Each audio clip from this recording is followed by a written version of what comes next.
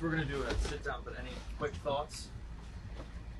Well, that's just a total outrage. I mean, it's a total outrage that they're holding that man who hasn't committed or even been charged with a crime in this country. I mean, that's a maximum security prison filled with murderers, and the people who reside there, the inmates, are treated like animals. And he's not an animal. He's a journalist who has committed no crime. And so anyone who's in favor of that, anyone who supports his continued torture, is your enemy. He's the enemy of free expression, of free speech, of the basic liberties that used to define the United States. So, the people who support that should have to answer for it, in my opinion. It's disgusting what they're doing. Disgusting. Assange looks like press photographs of him, maybe older, pale. He hasn't been outside in 13 years. Bearded, longish hair. He's a big man, tall. He seemed better physically than press accounts had led me to believe. I keep reading that he's ailing. I'm not his doctor. I just spent, a little over an hour talking to him, but I thought he seemed very focused. He seemed much more cognitively dialed in than I was led to believe. Dressed in gray sweatshirt and sweatpants, prison issued. He's a prisoner. All the prisoners in the room had fluorescent yellow armbands to signify they were the prisoners. And, I was very focused on the conversation with him because there was a lot I wanted to ask him and a lot I've been thinking about as I've watched his case over the last, almost 20 years. So I had a lot of questions, but it was hard not to notice, if you've never been in a prison meeting room, there's a lot of human drama unfolding all around you.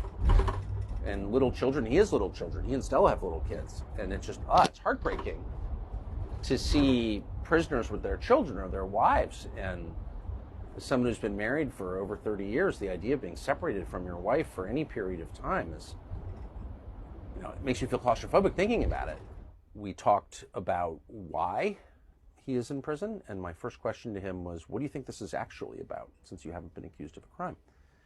And he said something that really struck me, and I think having spent my life in Washington is absolutely right. He said he first became famous when WikiLeaks published documents and videos that the U.S. government had kept secret from the wars in Iraq and Afghanistan. They were gravely embarrassing to the Pentagon. But that wasn't the red line. The red line was several years later when WikiLeaks published information about surveillance by the CIA. And so I asked him directly, are you aware of anyone being harmed or killed on the basis of information that he published? He said, of course not. And he said it in a sincere way. Like, by the way, I think if people were killed because of his publishing, because of the stories that he put online, he would feel bad about it. He seems like a humane person. He withheld information about CIA because he didn't want to get people hurt. He famously published the contents of Hillary Clinton's email account going back to the late 2010s, 2009, 2010, as I remember.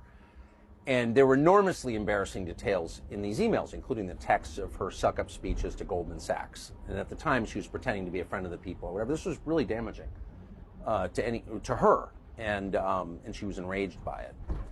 And he was also at the center of really one of the baffling stories of our time, which was the leak of the emails from the Democratic National Committee, which were blamed on Russia. Russia clearly had nothing to do with it. There's no evidence Russia had anything to do with it at all. And I think there are quite a few indications that those emails were leaked by a DNC employee who was mad that the Hillary Clinton campaign was